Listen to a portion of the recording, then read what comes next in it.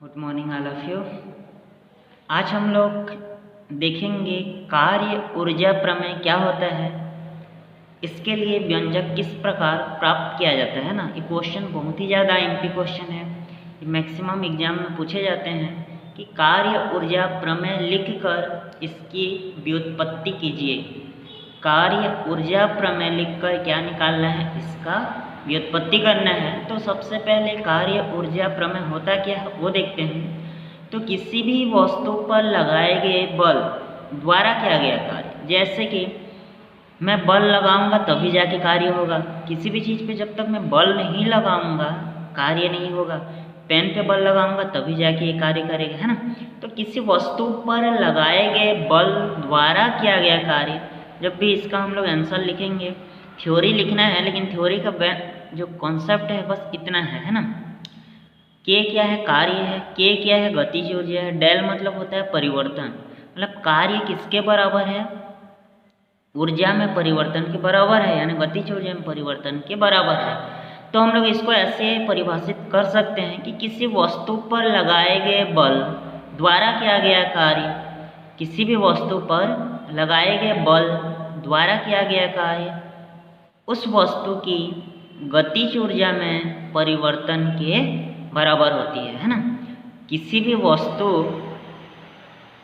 पर लगाए गए बल द्वारा किया गया कार्य उस वस्तु की गतिज ऊर्जा में परिवर्तन के बराबर होती है ना। यही क्या है, आपका कार्य ऊर्जा प्रमेय है। अर्थात लिखेंगे W बराबर क्या लिखेंगे, डेल A। लिखने का तरीका आप लोगों को भेजा जाएगा। तो आपका प्रमेय क्या है कि किसी वस्तु पर लगाए गए बल द्वारा किया गया कार्य उस वस्तु की गतिज ऊर्जा में परिवर्तन के बराबर होता है। जब इसका हम लोग क्या देखेंगे, व्युत्पत्ति देखेंगे, है ना। इसको प्रूव करना है वास्तव में होता है कि नहीं होता है ना। तो इसमें हम लोग क्या करते हैं, सबसे पहले आप लोगों को जैसे कि पता है कि न्यूटन्स का जो सेकेंड लॉ होता है ना, तो न्यूटन्स के सेकेंड लॉ के लिए यहाँ पे क्या ले लेते हैं, कोई वस्तु, मान लो स्मॉल m द्रव्यमान की कोई वस्तु है ना। ये कोई वस्तु है जिसका द्रव्यमान स्मॉल है, 21 वेग से आगे गतिशील है, u वेग से गतिशील है। कितना दूरी तय किया है, मान लो कि s दूरी तय करने पर उसका वेग अब क्या हो जाता है, उस वस्तु का वेग अब u की जगह क्या हो जाता है, v हो जाता है। तो इस बीच में लगने वाला बल क्या हो जाएगा, F हो जाएगा।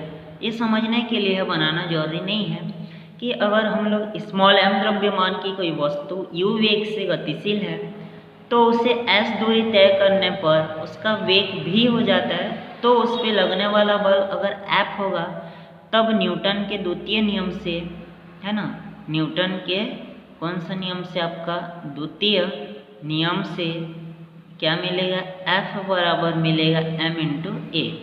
ये न्यूटन्स का सेकेंड लॉ हुआ है ना। तो न्यूटन के द्वितीय नियम में F इक्वल टू m ये फॉर्मूला होता है। और हमको पता है गति का जो तृतीय समीकरण होता है ना, गति का कौन सा समीकरण, तृतीय समीकरण, v स्क्वायर इक्वल टू क्या होता है आपका u स्क्वायर प्लस 2as, है ना। तो यहाँ से अगर मैं s का वैल्यू निकालूंगा तो u इधर आके क्या हो जाएगा, v square minus u square बराबर 2as। तो यहाँ से s का वैल्यू क्या मिलेगा, v square minus u square by 2a मिलेगा, है ना। अब हम लोग क्या करते हैं, हमको पता है कि कार्य जो होता है W वो क्या होता है, F इंटू एस के बराबर होता है ना। बल और बल की दिशा में विस्थापन का गुणनफल कार्य कहलाता है। तो W बराबर F का वैल्यू क्या है, ma है ना। S का वैल्यू क्या है, v square minus u square by क्या है 2a है, बाई क्या है आपका 2a। यहाँ से a और a आपस में कटेगा, है ना। तो जो W बराबर मिलेगा वो आपका क्या मिलेगा, 1/2, 2 को नीचे ले आया है ना, एक बार क्या हो जाएगा m का गुणा एक बार किससे होगा, v से, तो mv स्क्वायर माइनस क्या हो जाएगा 1/2, है ना। फिर क्या हो जाएगा mu स्क्वायर, ठीक है। क्या हो जाएगा, m का गुणा v से होगा तो mv स्क्वायर, m का गुणा u से होगा तो mu स्क्वायर। दोनों में है तो 1/2। ये क्या अंतिम वेग था, ये प्रारंभिक वेग। ये भी गतिज ऊर्जा का सूत्र है, ये भी गतिज ऊर्जा का सूत्र है। अगर इसको मैं k2 और इसको k1 मानूंगा तो एक साथ क्या लिख सकता हूँ, आपका डेल के लिख सकता हूँ डायरेक्टली आपका, है ना। इससे क्या सिद्ध होता है कि किसी वस्तु पर लगाया गया बल द्वारा किया गया कार्य उसकी गतिज ऊर्जा में परिवर्तन के बराबर होता है। यही आप लोगों का क्या है, कार्य ऊर्जा प्रमेय का व्यंजक है। इसमें 3 चीज आप लोगों को करना है, न्यूटन्स का सेकेंड लॉ, गति के तृतीय समीकरण, है ना, दोनों, और कार्य का जो परिभाषा होता है W equal to F into S, वहाँ से एफ और एस का वैल्यू को आपको पुट करना है। आप लोगों का आंसर क्या होगा, जो प्रूफ करना है वो आप लोगों को मिल जाएगा। तो ये आपका कार्य ऊर्जा प्रमेय लिखकर इसकी व्युत्पत्ति है। ये वास्तव में आप लोगों का किसके लिए होता है, अचर बल के लिए होता है ना। बाकी क्वेश्चन में नहीं पूछता है कि अचर बल के लिए निकालना है कि परिवर्ती बल के लिए। अगर अचर बल के लिए पूछेगा तो इसको निकालना है, और नहीं पूछा कुछ भी तो भी इसी से आप लोगों को निकालना है। लेकिन अगर एग्जाम में आप लोग का पूछ दिया कि अचर बल के द्वारा कार्य ऊर्जा प्रमेय की व्युत्पत्ति, तो इसी को आप लोगों को बनाना है। लेकिन आप लोगों को कभी कभी अगर परिवर्ती बल द्वारा पूछेगा तो परिवर्ती बल में क्या होता है कि आप लोगों का जो बार बार क्या होगा, चेंजेस होगा। तो परिवर्ती बल में हम लोग का बस क्वेश्चन सेम है, कार्य ऊर्जा प्रमेय लिखकर इसकी व्युत्पत्ति कीजिए। लेकिन कौन से बल के लिए पूछेगा, परिवर्ती बल के लिए। पहला वाला किसके लिए पूछा था, अचर बल के लिए, है ना। तो अचर बल ही प्राय पूछता है एग्जाम में, अभी तो परिवर्ती बल नहीं पूछा है। बाकी देख लेते हैं एक बार कि होता क्या है ना। ये हो गया x, ये हो गया y, 2 लेते हैं, मूल बिंदु को मानते हैं। वस्तु की प्रारंभिक स्थिति x0, कुछ समय पश्चात विस्थापन x1, फिर क्या हो जाएगा x2, फिर क्या हो जाएगा ऐसे x3, कहाँ तक जाएगा xn तक गया, है ना। अब हम लोग क्या करते हैं, x1 पे किसी वस्तु का जो वेग है उसको v1 ले लेता हूँ, है ना। x2 पे उसका जो वेग है वो बढ़ के v2 हो गया, x3 पे क्या हो गया v3, डैश डैश xn पे क्या हो जाएगा vn हो गया। तो इस प्रकार ये ग्राफ आप लोगों को ऐसे बढ़ता हुआ दिखाई दिया। ये क्या हुआ, परिवर्ती बल द्वारा किए गए कार्य की गणना हुआ। अब माना यहाँ पे भी किसी वस्तु स्मॉल m द्रव्यमान की किसी वस्तु पर परिवर्ती बल क्या होता है, x अक्ष की दिशा में लगाया जाता है। तो वस्तु का जो विस्थापन होता है, अगर यहाँ पे बल लगाएंगे तो x1 से कहाँ हो रहा है, xn तक हुआ है। तो वस्तु का स्थिति x1, x2, x3, xn तक बढ़ा और उसका वेग क्या हुआ, v1, v2, v3 dash vn तक। तब बल द्वारा किया गया कार्य, तो आपको W बराबर सूत्र पता है 1/2 mv² होता है। लेकिन यहाँ पे v बार बार चेंजेस हो रहा है तो डेल v², डेल मतलब परिवर्तन, किसमें, वेग में। एक बार v1 v2 है ना, तो यहाँ से 1/2 का 1/2 m का m, इसके जगह क्या हो जाएगा, डेल v की जगह परिवर्तन है ना। कैसे, अंतिम माइनस प्रारंभिक होता है, तो लास्ट वाला वेग क्या है vn, उससे पहले वाला क्या होगा, उससे कम vn-1, है ना। फिर क्या हो जाएगा vn-1, उससे कम क्या हो जाएगा vn-2, है ना। ऐसे डैश डैश क्या हो जाएगा आपका v3² माइनस v2² प्लस क्या हो जाएगा v2² माइनस v1²। मतलब इसमें से इससे पहले वाले को घटाएंगे, उससे पहले से उसको, फिर v3 से v2 को, v2 से v1 को, ऐसे घटाते घटाते आएंगे। डेल मतलब परिवर्तन होता है, कैसे, अंतिम माइनस प्रारंभिक, अंतिम से पहले वाला, फिर v3 से v2 वाला, v2 से v1 वाला। तो यहाँ से सब आपस में कैंसिल आउट हो जाएंगे।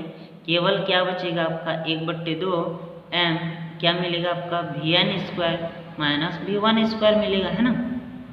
तो यहाँ से हम लोग इसको सॉल्व करके ऐसे लिख सकते हैं 1/2 m vn² माइनस 1/2 v1²।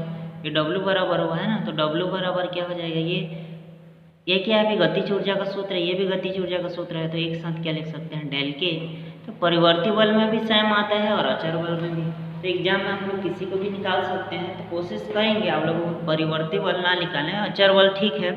अगर ये पूछेगा, ये बहुत ही कम पूछता है, अभी तक नहीं पूछा है, पूछेगा तो इसमें डायग्राम चेंजेस होगा और भी वाला वैल्यू भी चेंजेस होगा।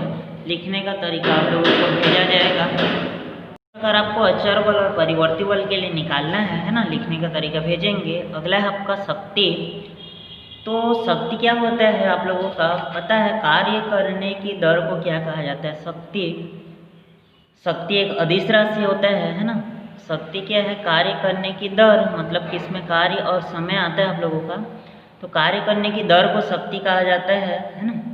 तो इसका जो मात्रक होगा वो क्या हो जाएगा आपका वाट होगा। इसका जो मात्रक होता है कार्य बट्टे समय वो वाट होगा। इसका जो मिमीय सूत्र होता है आप लोग निकाल चुके हैं, m होता है ना, L2T-3 आप लोग पढ़ चुके हैं। ये शक्ति का विमीय सूत्र है, ये उसका मात्रक हुआ, एक अदिश राशि होता है। और क्योंकि इसमें केवल कार्य होता है, कार्य भी एक अदिश राशि है ना। और कार्य करने की दर को क्या कहा जाता है आप लोगों का? शक्ति कहा जाता है। इसमें याद रखेंगे 1 HP का जो मान होता है, एक अश्व शक्ति हॉर्स पावर 746 वाट है ना। एक अश्व शक्ति का वैल्यू कितना होता है? 746 वाट होता है। इसको आप लोग याद रखेंगे है ना। तो इस प्रकार आप लोग आज क्या देखेंगे? कार्य ऊर्जा प्रमेय क्या है ना। अचर और परिवर्ती बल के लिए इसका व्यंजक निकालना है। साथ ही साथ ये देखेंगे कि शक्ति क्या होता है, शक्ति का मात्रक क्या होता है, शक्ति का विमीय सूत्र क्या होता है ना। एक HP का मान कितना होता है, इसको भी याद रखेंगे। आपका बहुत ज़्यादा क्वेश्चन आता है एग्जाम में कि एक HP का वैल्यू कितना होता है। 1 किलोवाट घंटा आपको नोट करवा चुका हूँ। 1 किलोवाट घंटा का जो मान होता है ना, 1 किलोवाट आवर मतलब कि हम लोग ऐसे लिख सकते हैं, 1 किलोवाट जो घंटा होता है उसका जो मान होता है वो कितना होता है? 3.6 गुणा 10 के घात 6 जूल है ना। 3.6 गुणा 10 के घात 6 जूल होता है 1 किलोवाट घंटा का मान है ना। इसमें शक्ति और ऊर्जा में डिफरेंस भी दिया है, आप लोगों को देखना है ना। तो इतने आप लोगों को आज देखना है। नेक्स्ट वीडियो में हम लोग देखेंगे स्थितिज ऊर्जा क्या होता है ना। स्थितिज ऊर्जा कैसे मापा जाता है, किसी स्प्रिंग की स्थितिज ऊर्जा के लिए व्यंजक कैसे निकालेंगे। मतलब हम लोग सेकंड क्लास में केवल स्थितिज ऊर्जा के बारे में ही पढ़ेंगे। साथ ही साथ संरक्षी और असंरक्षी बल से आप क्या समझते हैं, और ऊर्जा संरक्षण के नियम। तो हम लोग नेक्स्ट क्लास में 3 टॉपिक पढ़ेंगे है ना।